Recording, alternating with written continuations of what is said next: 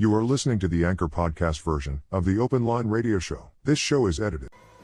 Yes, we are back to the Open Line. In this segment, you can reach us at area code 337-534-0036.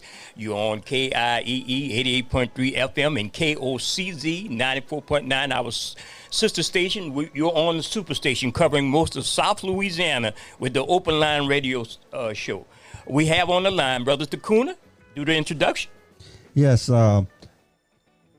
our guest, Dr. Maulana Karenga, is a blessing to us this morning for being on the air and to share his wisdom and his knowledge and his work with us. And he's the reason why we are celebrating Kwanzaa. I'm going to give just a little brief introduction of Dr. Karenga, and I will let his wisdom, his thoughts, his explanation of Kwanzaa and the purpose of Kwanzaa be the substance of what we hear and know from the man himself. Dr. Maulana Karenga is professor and chair of the Department of African Studies at California State University, Long Beach. Long Beach. Dr. Karenga is the creator of the Pan-African cultural holiday Kwanzaa and Nguzo Saba, and author of the authoritative text titled Kwanzaa, a celebration of family, community, and culture, as well as his new book on the message and meaning of Kwanzaa, bringing good into the world. An activist, scholar, he is chair of the organization US and the National Association of Kawadi, the organization and executive director of the African American Culture Center and the Kawadi Institute of Pan-African Studies, and also co-chair of the Black Community Clergy and Labor Alliance, BCCLA. Dr. Karenga is also the author of numerous scholarly articles and books, and I will let him share that when with us on the air as he sees fit. But we have Dr. Karinka here this morning so that we can get from the man himself his idea, his thoughts as to why Kwanzaa. Good morning, Dr. Karinka. Good morning, sir. How are you doing? Good, and it's a Happy pleasure. Kwanzaa. It's a pleasure just to be in the studio audience with you, conversing with you on the phone. You have had such a powerful impact on my ability to work as an activist, starting with the organization we have annually called Ujima, and many other organizations and efforts that we have used the principles and have brought those principles alive. So I personally thank you. Asante Masukan. So here is our Kwanzaa. Happy Kwanzaa to African people everywhere throughout the world, African community. And we bring you all Kwanzaa greetings of celebration, solidarity, and continuing struggle for good in the world. For Kwanzaa is a special season and celebration of our sacred and expansive self as African people. It is a unique Pan-African time of remembrance, reflection, reaffirmation, and recommitment. It is a special and unique time to remember and honor our ancestors, to reflect on what it means to be African and human in the most expansive and meaningful sense. And it is a time to reaffirm the sacred beauty and goodness of ourselves and the rightfulness of our relentless struggle to be ourselves and free ourselves and contribute to an ever-expanding realm of freedom, justice, and caring in the world. And finally, Kwanzaa is a special time and unique Pan-African space to recommit ourselves to our highest values and to teach us to live our lives and do our work and wage our struggle in dignity-affirming, life-enhancing, and world-preserving ways as we continue forward on the upward path of our ancestors. Yes. Brother Karinka, what would you say is the importance of Kwanzaa at this turbulent time in the world for Black people as we're being killed wholesale? We're being economically squeezed out. We've been socially disjointed, culturally misused and abused. But some of that has always occurred. But now it seems to be at a heightened state. How important is Kwanzaa, or the understanding of the principles of Kwanzaa, for Black people to engage in? Hey, Bo, appreciate what you said and asked if I understand correctly. First of all, I wanted to go back to how to say my philosophy. My philosophy is Kawaida. So the organizations are the National Association of the Kawaida organizations, and also my institute is the Kawaida Institute of Pan-African Studies. So Kawaida Yes. is the word.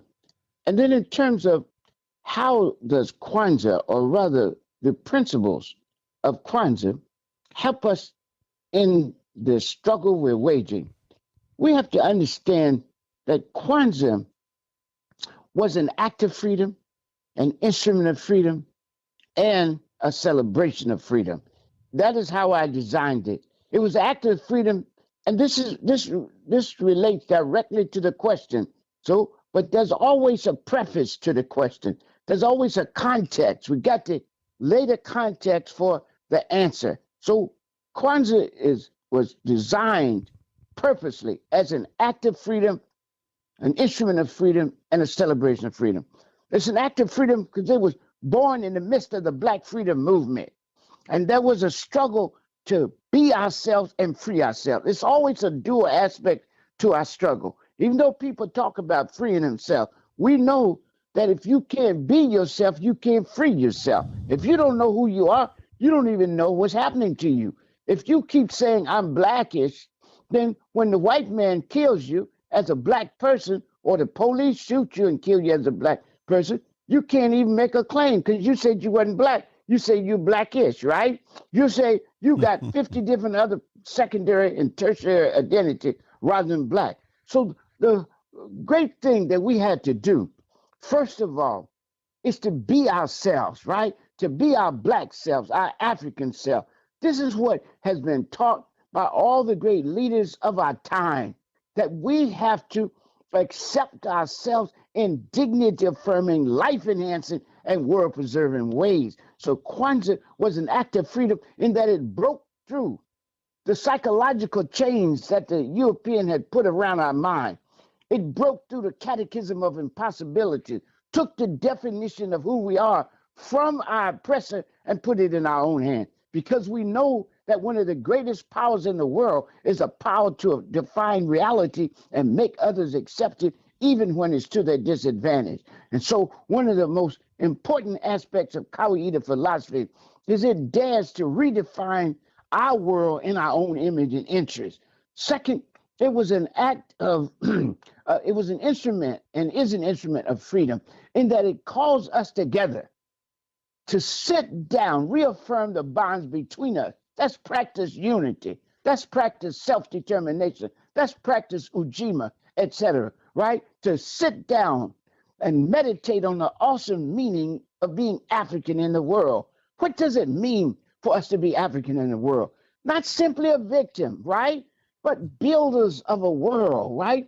We're the fathers and mothers of human civilization, right? What does that mean? What does it mean to be what does it mean to be the sons and daughters of the Holocaust of enslavement? What does it mean to be the authors and heirs of our reaffirmation of our Africanness and our social justice and resistance tradition in the 60s? What does it mean, right?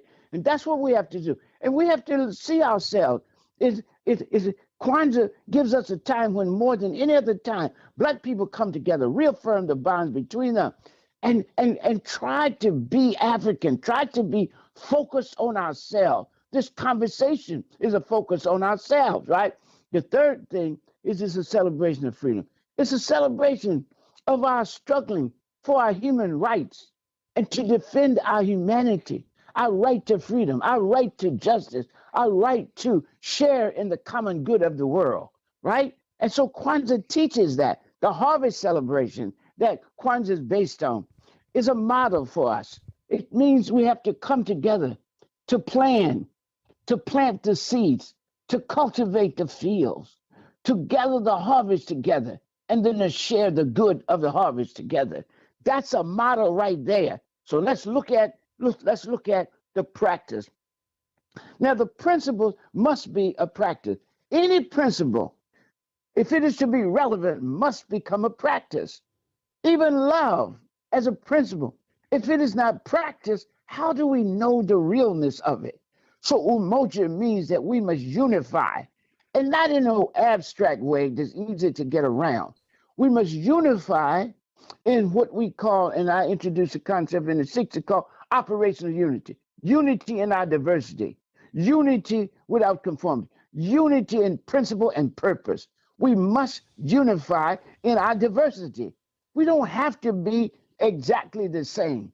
We have to fight on different fronts, but it's all one struggle. And we have to understand that.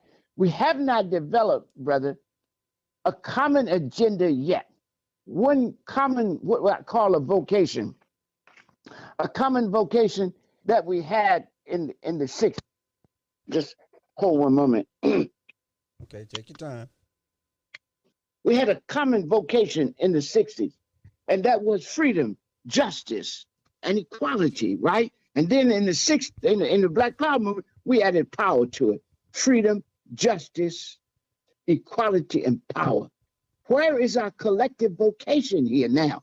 Where's our unified struggle, right? We got a lot of good struggles, and I'm not putting those down. I think they're there. We got different movements, but we need an overarching movement that brings us together around common agenda items.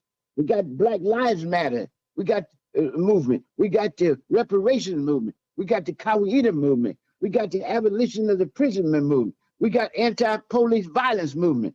We got the environmentalist movement. We got the Poor People's Campaign movement.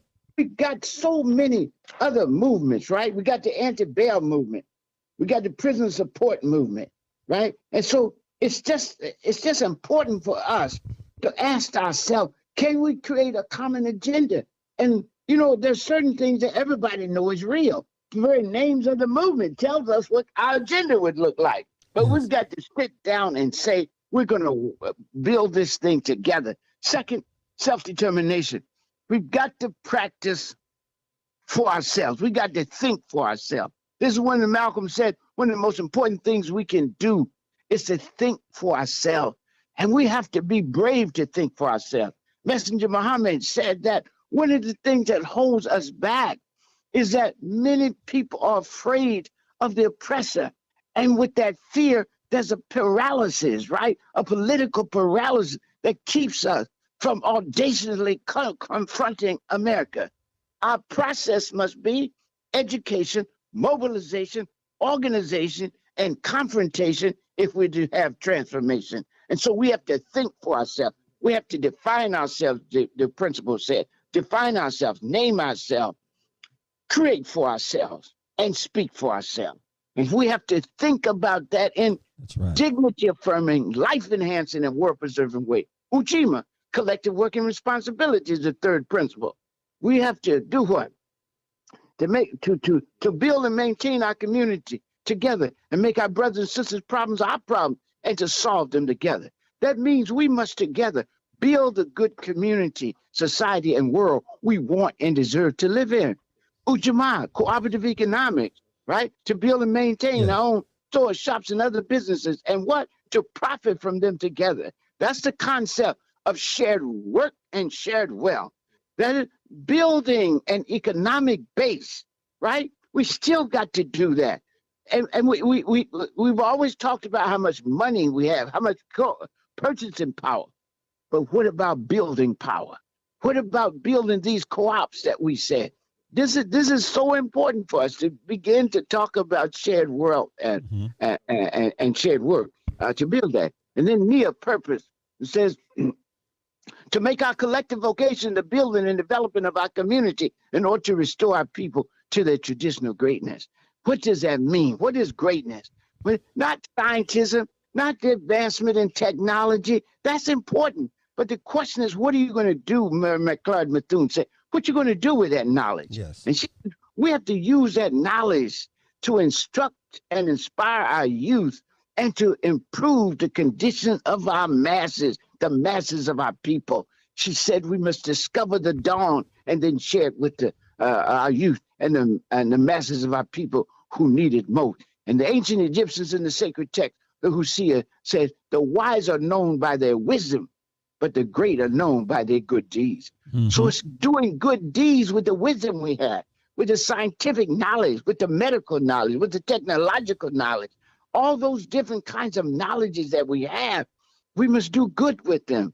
And we must teach our young people that this is our purpose, to do good in the world. The Odu Ifa says, let's do things with joy. The sacred text, Odu Ifa said, let's do things with joy. For surely humans have been chosen, divinely chosen, to bring good into the world.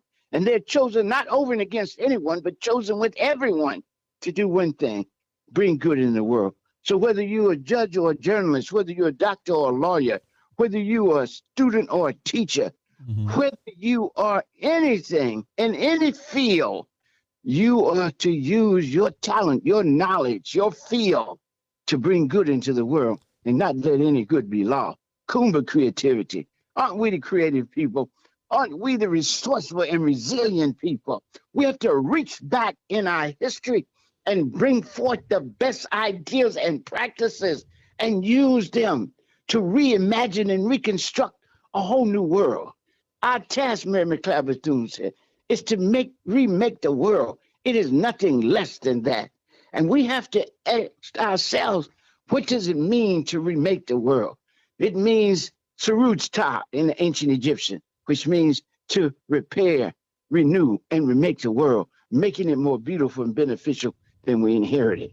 It means to raise up what is in ruins. And that's not just in the natural world, it's in the social world too, Yes. in our relationship with each other as well as with the environment. We have to raise up what is in ruins. We have to repair what is damaged. We have to Yes. rejoin what is separated. We have to replenish what is depleted. We have to set right what is wrong. We have to strengthen what is weakened. And we have to make flourish that which is fragile and undeveloped. And then finally, Imani. Okay? That's the bedrock principle. We can start out with unity. But like you've seen from the 60s, all the groups that were talking bad, where are they now, right? How many groups are left from that beautiful and glorious period? How many people were talking positive? We got a lot of people talking negative and character assassination and little men and women with big grudges. But who is talking about this legacy of struggle that we have and the faith in our people, the faith in our people, in our parents, our leaders, our teachers, and the righteousness and victory of our struggle? Who's talking that, right? That's what Imani is about, right? And so I think it's very important for us to realize that even if we start with Umoja, if we don't have faith, we can't sustain ourselves. Faith in the transcendent, the highest, right? The most high. Faith in ourselves, right? Faith in our fathers, our mothers, our sisters, our brothers, our grandmothers and grandfathers, our elders, our youth, our future. Faith in all that makes us beautiful and strong. And faith in the righteousness and victory of our cause. Faith that through hard work, long struggle, and a whole lot of love and understanding, we can again step back on the stage of human history as a free, proud, and productive people and make our ongoing contribution to remaking the world. Brother Dr. Karenga, I agree 2,000% with all of what you have just expressed. I would like to know your point of view.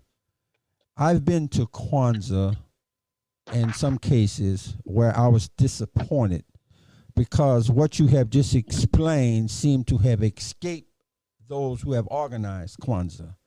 And in many cases, it seemed as though for Kwanzaa to be acceptable in the black community, there must be some type of permission or acknowledgement of the white segment of the community in order for Kwanzaa to exist. So therefore, you have had Kwanzaa celebration that are only legitimized if the doors are open for white people. I understand the values in which you have just expressed in terms of what is needed for us. What is your view in terms of those who take that position, and how should that be viewed in the scholarly work in terms of what you have just expressed? Okay, bro. Appreciate what you said, if I understand correctly, brother. This is Brother Shabazz, right? Yes. Yes. So, sir, let me tell you that the way you ended was the best way. The way you started, I wouldn't start, because it starts with a pathological portrait of Kwanzaa. And Kwanzaa is one of the most beautiful and the most flourishing practices black people have. It is celebrated by people, millions of Africans throughout the world, African community on every continent in the world. And I want us to always keep that in mind and ask questions directly with people that are doing wrong, rather than start with Kwanzaa somehow is defective. It's like the messenger said, Messenger Muhammad, the messenger Elijah Muhammad said, if people are doing wrong, you can tell them if they drinking bad water, you can point to the bad water and say you shouldn't drink that. Or you can put a clear glass of water, all right? And let them choose. Believe in them. So our thing is to come up with an answer. And what you did on the end was right, because you said, how do we respond to people who think like this? Not all the people, not Kwanzaa. That's right. Right? Just these people that's doing this, because millions don't do this, right? That's right. But there are some people, as you notice, we've got to deal with the problem. We can't pretend it doesn't exist. Yes. So when people usually ask, who can celebrate Kwanzaa? They're not asking for the Native American or the Latino or the Asian. They're asking for white people, right? Yes. And like you said, that comes from the enslaved mentality that believes that unless white are present, that somehow there's a defective project going on. Yes. It's just like when we say the black agenda. White people think, sometimes some black people think that's that's a narrow agenda and an exclusive agenda. But it's really the white agenda that is the narrow and the exclusive one.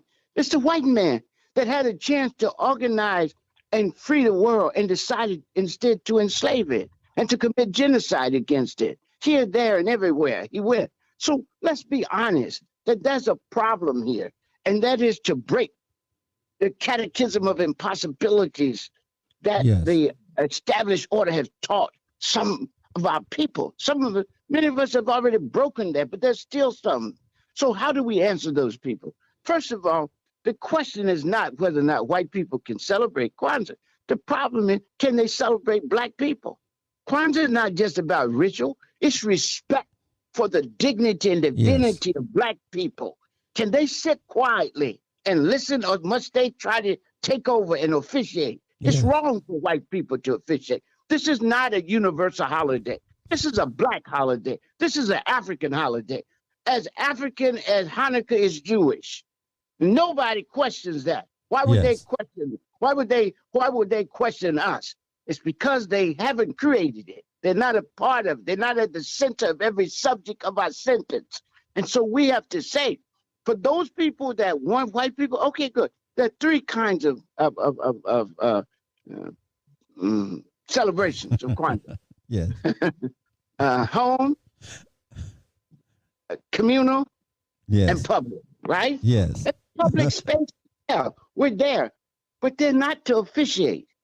They're supposed to come and try to learn, to get a deeper understanding, to escape the ignorance that they have about blackness and about black people, right?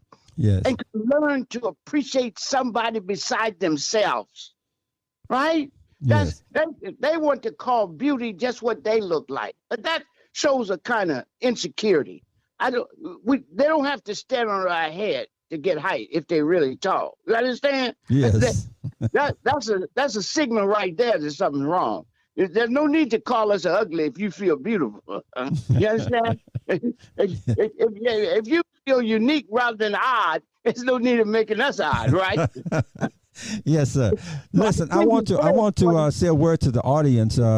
We have Dr. Ron Karenga on the phone. Oh man! Oh, Shabazz, what's your name? Jackson? How did you get that? Huh? How did you get that? How did you call me a European name? Oh, Karenga, yes, okay. Maulana Karenga. I apologize. I stand corrected. Brother Maulana Karenga. And that, look, Dr. Karenga. Dr. Maulana Karenga, right? Yes. And Maulana Karenga is my middle name. I mean, Maulana is my middle name. I should have known better. But listen, I had the opportunity to see you at Southern several times, and I've been to several of your lectures. But I want to say this before I make my comment to you, to the listening audience. We have a very noteworthy, brilliant brother in our midst here on the radio. We would like you to take the opportunity to call and ask your questions of Kwanzaa or whatever concerns that you might have or any value that you might want to share with this conversation. Dr. Karenga has done a lot of work, and he is known throughout the world. This is your time to speak directly to him. What's that number, Jay?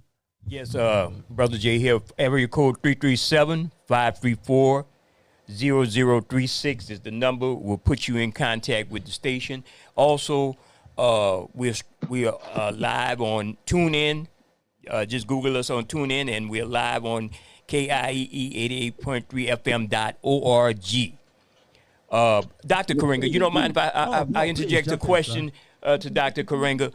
In these times, Dr. Karenga, what, and I say times because we going through a upheaval in the year 2020.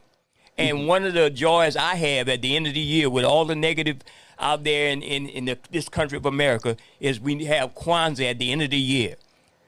What message for people who are suffering, people who have lost loved ones, people who have gone through crisis with medical issues, people who have down economically because of the virus and the way people have employment or economic status. What's your message for those people? Well, appreciate what you said, if I understand correctly. It's the same message I've been giving. I don't have any new message. You've got to feel unified. You've got to care for each other. You've got to love each other. You've got to stop talking abstract and actually practice, because in the final analysis, practice proves and makes possible everything, right?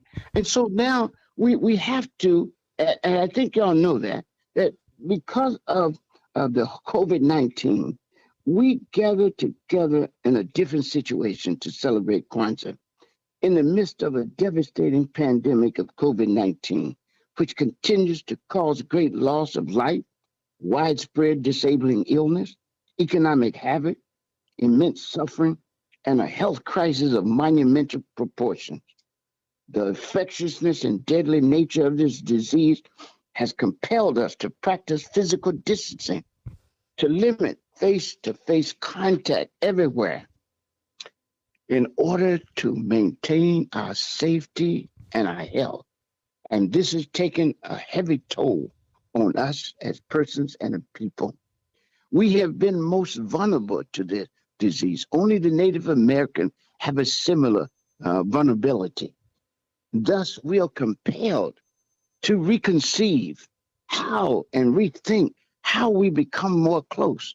How do we deal with these new realities? How do we rethink the familiar rhythms of our daily life?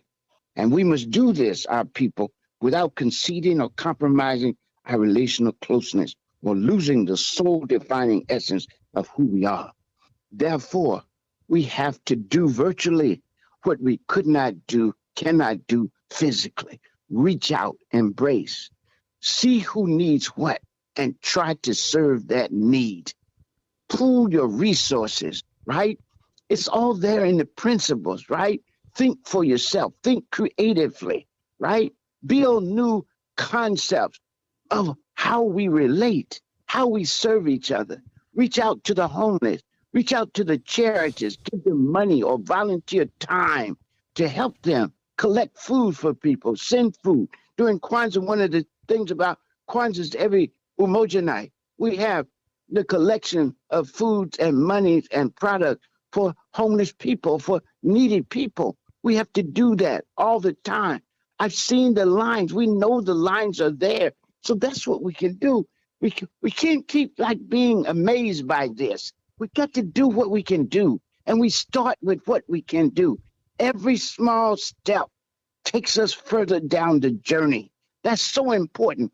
And brother Shabazz, I really want you. I know you cut off my, and I appreciate you, and I think you do admire me. But a lot of times the fundamental nationalists, they don't go through the whole biography. They'll cut it off. And so I would really appreciate your continuing where you left off and let the people know I write, right? Yes. It's not enough to say I'm writing a lot and all that. We have to see these things. These are important because what it does is reaffirm that all the Black people can do these things. We talk about models and mirrors of human excellence and achievement, but then we never say what they did. We think we got to get right into just talking abstract and mainly victimization. We're not talking about the philosophy of Kwanzaa and what it means. We mainly keep going back to victimization. And I want to have a deeper conversation about each principle, and then we can talk about how it applies. But I don't believe that even the people that practice Kwanzaa also not all of them go into the depth of it and to see what can be done with it. What can be done with the principle of unity, with operational unity in this crisis, right? How can we pull our leaders together, our organizations together, our community together, our churches together, our mosques together, our temples together, our fraternities and sororities together? That's what we have to be thinking about when we think about the principles and we think about Umoja. That's what I'm saying. It's so real when you look at it. It's so real and so obvious once you start focusing on the principle and not just on the common conversation. We're in bad shape. Yes. Dr. Karenka, I will read the rest of your bio information that you sent to me, but I want to ask this question: why? No, your mother sent it to you. My assistant sent it to you. I don't send those things out. My assistant sent. Okay. But anyhow, yes, sir. Okay. But I want to ask this question first, and why I familiarize myself with the document that I was given here. I've seen you at several events in Baton Rouge to the Kwanzaa celebration here. I've seen you at Southern University, dealing with the issue of reparations and other movements and organizations. Each time I've enjoyed you. I've always left with the understanding that you were one of the lecturers who provided such significant and powerful information, but you were humorous in your delivery, which made it very easy to digest, even when you were telling us about ourselves. I think that's a unique talent, and certainly one that I appreciate in terms of one who delivers. In my question, what is your assessment in terms of how Kwanzaa is being accepted or growing around the world? How would you evaluate that at this point? Is it really taking off, or has it taken off? What is your view and your opinion in terms of where Kwanzaa is right now worldwide? It's fantastic. It is spread around the world. We get calls and texts and mail and photos from all around the world, on every continent in the world, in Africa, Asia, South America, Central America, the Caribbean, right? North America, and in Black communities in Europe, right? So people are celebrating.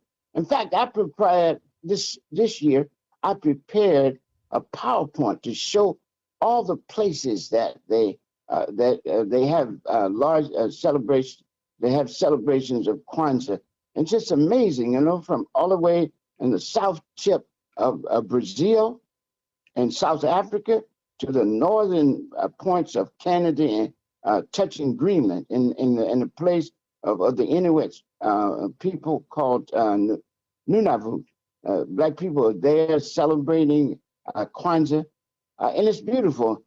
In Barbados last year, we got a news item where the foreign minister of Cuba and the prime minister of Barbados was celebrating Kwanzaa, right? Talking about Pan-Africanism and how we can act in unity and practice the principles. So I'm really encouraged about it. I thank Black people. I'm forever grateful to Black people who took this holiday, embraced it, and used it to ground themselves, orient themselves, and direct their lives toward good and expansive things. And I really don't want to be humorous in my lecture. I just want to be serious. I do witticisms, but I don't want to appear too humorous. I want to be serious. I want to be witty. I want to be receptive. But I think it's very important for us to do study. It's so important for us to do study the rich history and culture of Black people. I've dedicated my whole intellectual and professional life to doing Sankofa. Yes. Sankofa means reach back and retrieve it and use it to enrich and expand our lives. And that's what I give thanks to other scholars like Dr. Molefi Asante and scholars in the National Council of Black Studies who are also doing these things. Yes. Dr. Karenka, by no means I want you to leave you with the impression that your lectures were not anything other than serious. I just think that you have a canning ability to drop a little humor when needs be to the attention. But overall, your lectures are very, very conscientious, very serious, and as a student of yours for many years, I find that approach, to be very acceptable for me. I'm a teacher as well for 28 years, and the ability of a teacher is to be able to reach students. If no matter what you have as a teacher, and I'm sure that you would concur that no matter what knowledge you have as a teacher, if you can't communicate it effectively to the students, then you're not doing a job. I think that you are a very effective communicator, and that's what I meant. So I certainly respect, very much of what you do and how you do it. Let me read for the listening audience. May I say something? Sure, please. So thank you very much for that, and I respect you. I want you to always know that I'm talking to you as a brother, and I never forget that first and foremost that we talk as brothers and as mutually respectful brothers. So thank you again for that. Yes, sir, and I had no doubt about that. The information about Dr. Karinka, this is for the listening audience, that that you're just not talking to a brother who has not done his work and who is not a scholarly achiever. Dr. Karinka is also the author of numerous scholarly articles and books, including essays on struggle, position, and analysis, the Kawaida and Question of the Life Struggle, Ma'at, the Moral Ideals of Ancient Egypt, a study in classical African ethics, Introduction to Black Studies, the 4th edition, Odu Ifa, the Ethical Teachings, the Message and Meaning of Kwanzaa, Bringing Good into the World. He is currently writing a book on the social and ethical philosophy of Malcolm X, titled The Liberation Ethics of Malcolm X, Critical Consciousness, Moral Grounding, and Transformative Struggle. Dr. Karinka is the recipient of numerous awards for scholarship, leadership, and service, including the Paul Robeson Zora Neale Hurston Award, the scholarly work significantly contributive to the understanding, development, and appreciation of African world culture, the C.L. James Award for outstanding publication of scholarly work that advance the discipline of African and Black Studies, both from the National Council of Black Studies.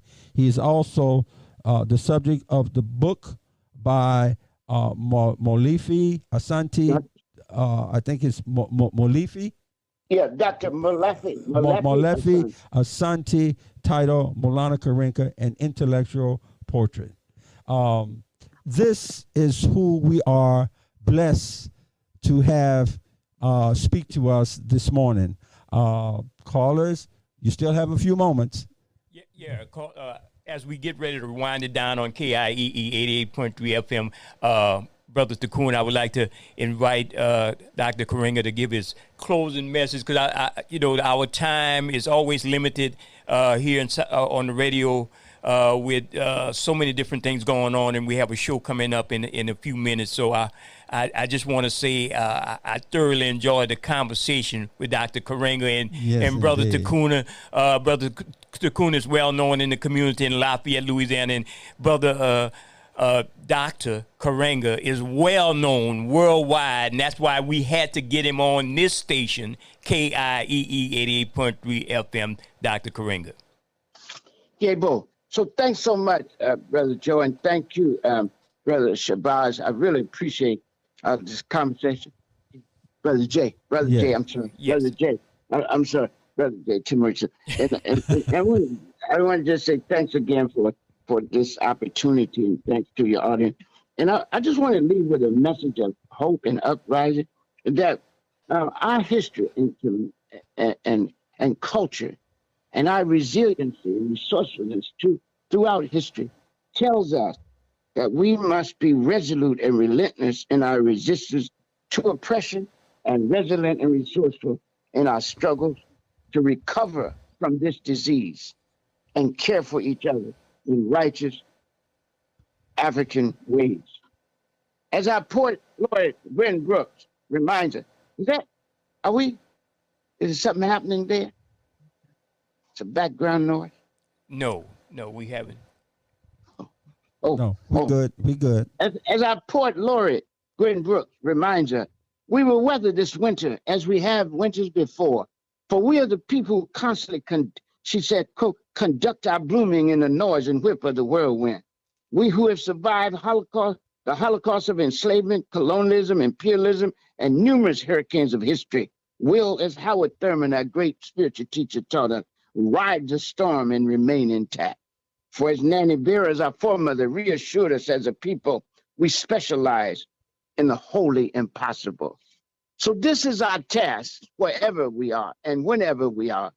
It is to know our past and honor it, to engage our present and improve it, and to imagine a whole new future and to forge it in the most ethical, effective, and expansive ways.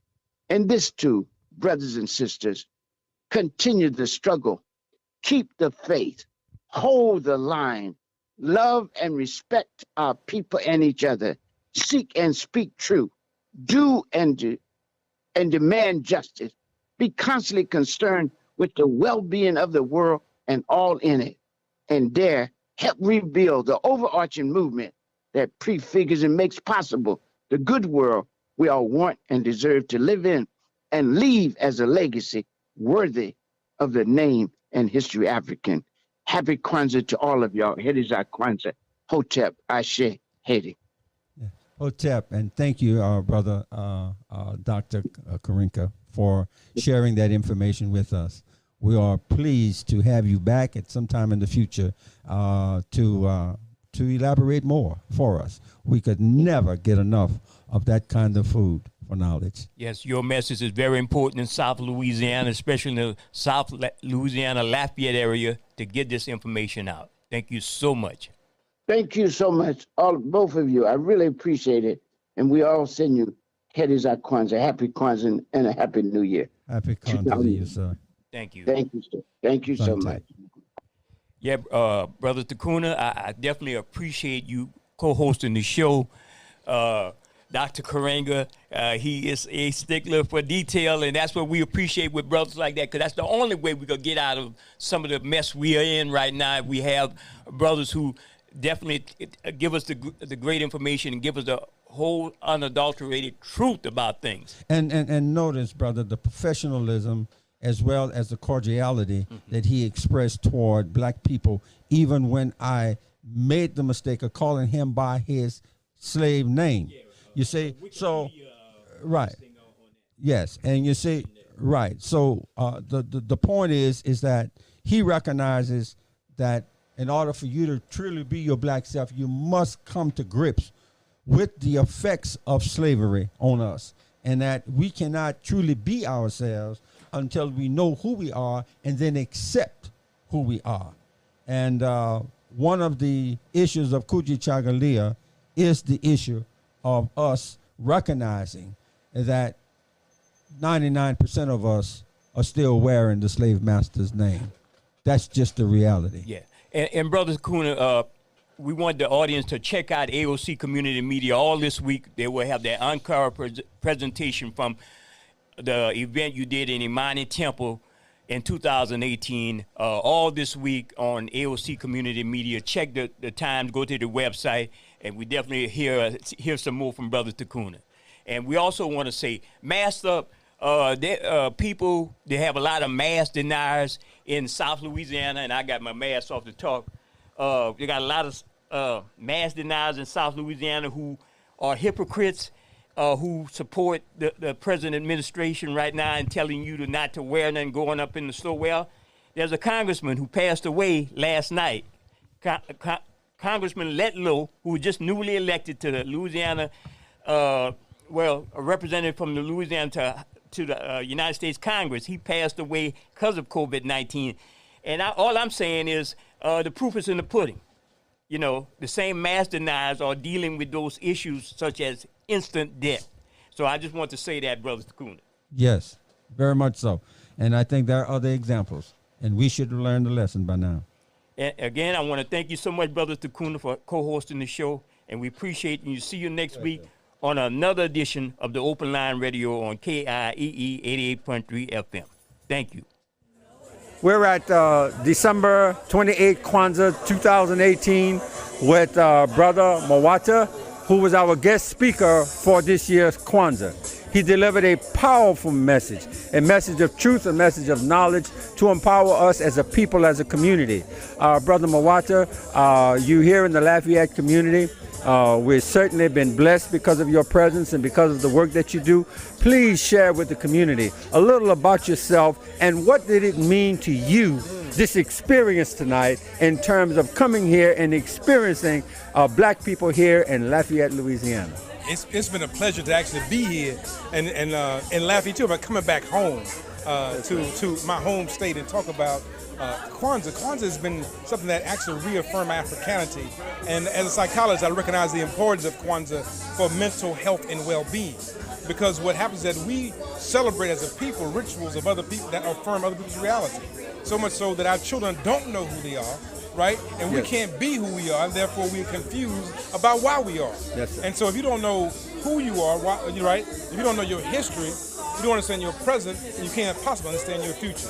So Kwanzaa then is about understanding the historical connection that we have with an ancestral legacy of greatness. And so I'm thankful to my elder, Dr. Mailana Karinga, for conceptualizing a ritual, a celebration of African culture, values, and beliefs, so that we can begin to become more grounded in who we are as a people, and not simply exist as hydrostatic plants with no particular roots whatsoever.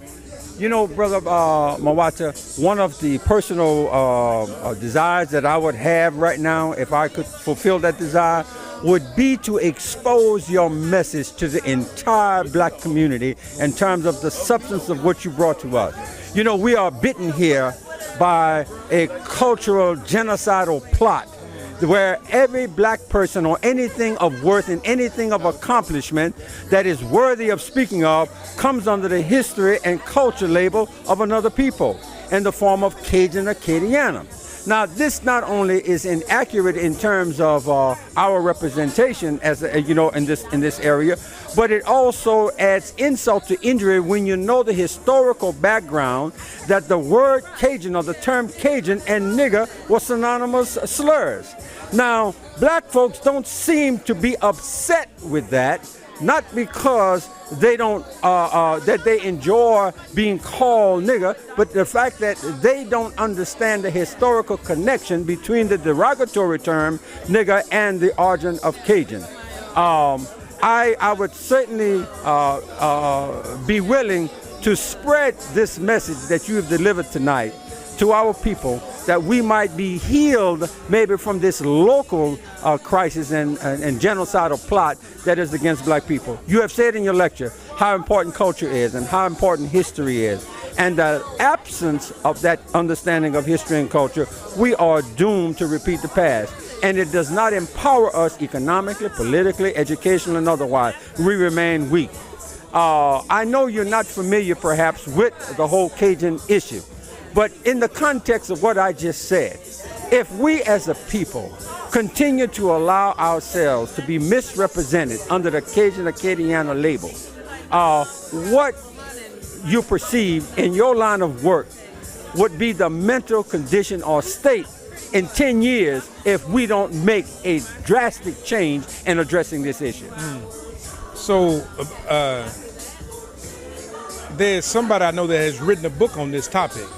All I got to do is read the book. You ask me about, do I know? I read the book.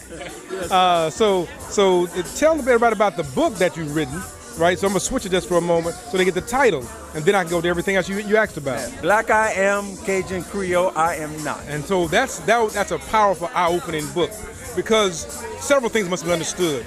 The idea of controlling somebody's history, right? So Dr. Woodson says that when you control a man's thinking, you don't worry about his action. You tell him to come here, to go there. He will find his place and he will stay in it, right? And so that is a part of the conditioning that is taking place. The other suggestion about, if you understand, Dr. Nobles talks about understanding that when you have a process by which you can control the existence of someone, to begin to have them to believe that a narrative that's outside of them is their own narrative, then you have them under your control as well. And so he talks about power is the ability to define reality and have others to respond to them as if it were their own. And so you talk about the issue of labeling through terminology. Yes, sir. And so nomenclature is very important. So nigga, we identify as a cultural group with nigga, and we say, when I say nigga, this is what I mean. But you cannot use nigga and friend interchangeable, right? They don't move together. So I can F a nigga up, but I can't F my friend up. So nigga and friend can't be the same thing, right? Yes, sir. And we talk about Cajun, the idea of a derogatory nomenclature. Even Redskins, talking about the Washington Yes, Redskins in D.C. So they utilize this nomenclature, and then we identify with it as the highest order of communication, right? And it is the issue of dehumanization. Not only do we identify with terms like Cajun and nigga, but we also to call one another dog. So if I call you my dog, by default I call your mama a bitch. And so both of those are non-human entities, right? And so we understand that Europeans created a non-human entity within us to make us believe that we were worthless, while at the same time, as you suggested, they control our genius. And so we believe that we're niggas, we believe that we're bitches, we believe that we're dogs, we believe all those things, but not that we are great, not that we've shaped history, not that we are those that make things wonderful, great today, not that we made the air conditioning, the light, the shoe elastic machine, not that we invented science and mathematics and technology. No, we believe that the best we have to offer is been a nigga, bitch, and a hoe. And so we have to recognize that particular process controls the African genius. And so we don't have to honor that. What we are charged with honoring, which was a major part of the message today, is honoring the genius that you've been born with. And first of all, to know that it's there, you got to stop and say, wait a minute, I know that I'm none of those things that I've been told. I don't believe those things. Now let me research, who am I? And so your book talks about I am.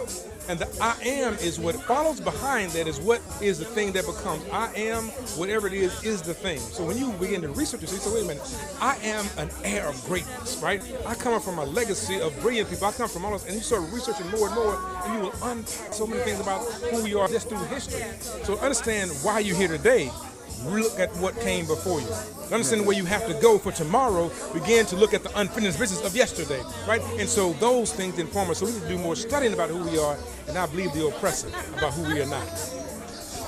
You heard the words of Brother Mawata, our speaker for tonight at the Kwanzaa at Imani Temple, number 49 in Lafayette, Louisiana, December 28.